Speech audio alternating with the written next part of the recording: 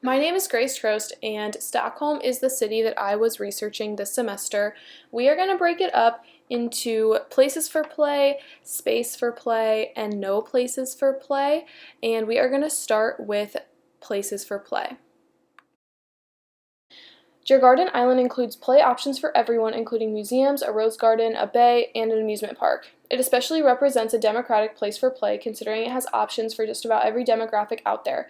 An ABBA museum for music enthusiasts, the garden and the bay for more outdoorsman type, and an amusement park for children and families. Happy City tells us that as philosophies about happiness shift, so does the urban form, and I think the island accounts for so many shifts in happiness philosophies, whether it's day-to-day or throughout the years. Next is Hemmelgarden Park, right next to Stureplan Square. Originally it was the Royal Fruit Garden of Sweden, but now it is a public place for anyone to visit. The park has lots of open green space, but also a playground, skateboard ramp, athletic fields and courts, and even a cafe. Green space is such an integral part of Stockholm, being that it occupies 1/3 of the city, and this park does a great job of representing it. The reason this is such a great representation is because this beautiful open green space sits right next to the perpetual hustle and bustle of Stureplan Square. Green places in Stockholm are so common that they have to be placed right within the traditional city space. We will move on to spaces for play.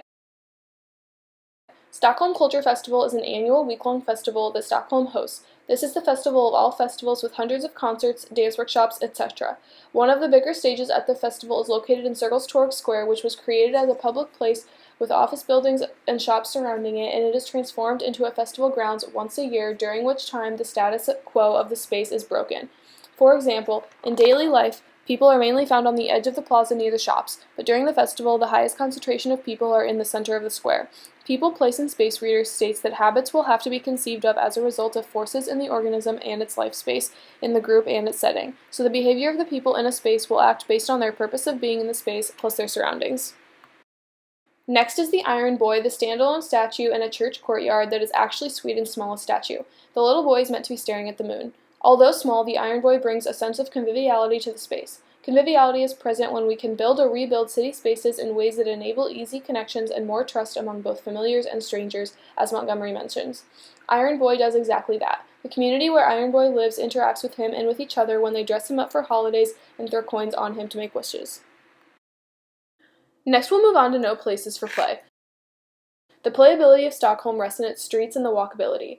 Stockholm gets a 99 out of 100 walk score, which increases the enjoyment people get out of their travel. Montgomery uses the example of one group of commuters reports enjoying themselves more than everyone else. Their route to happy mobility is simple. They walk, they run, they ride bicycles. Happy City mentions that one reason walking, running, biking, etc. brings more joy than urban transportation is because the urban system neutralizes their power. And by there, Montgomery means cars, buses, subways, all that stuff. These are policies that we cannot use them to their full advantage and we get frustrated. However, Stockholm gives us safe streets and 1/3 of the city as green space to be able to use our bodies to their full advantage and be happier. The mobility of Stockholm, just like walkability, is very easy to achieve. This mobility is enhanced by a particular sustainability bill that Stockholm passed in 2006 that states that the charge for driving into the core climbs as you approach rush hour and falls back to nothing during slack hours. This encourages people to delay their drive until road space is not so scarce. This opens up the opportunity for bikers, walkers, and runners to use the streets. Stockholm really does care about freedom for everyone. We need to design for everyone, as Montgomery states, is how to create a happy space. I think that out of everything that I have learned this semester on how cities and spaces can happily function, I would say that Stockholm definitely checks out as a happy city. Here is a clip of a video with some of Stockholm's highlights to prove what a great city it is. It's a great place to work, but more than that, to live and love. Stockholm has 50% singles, but it's also ideal for starting a family, for all families. If you have kids, you get 480 days of paid parental leave. Babies have subsidized childcare, and growing up, schools and university costs nothing.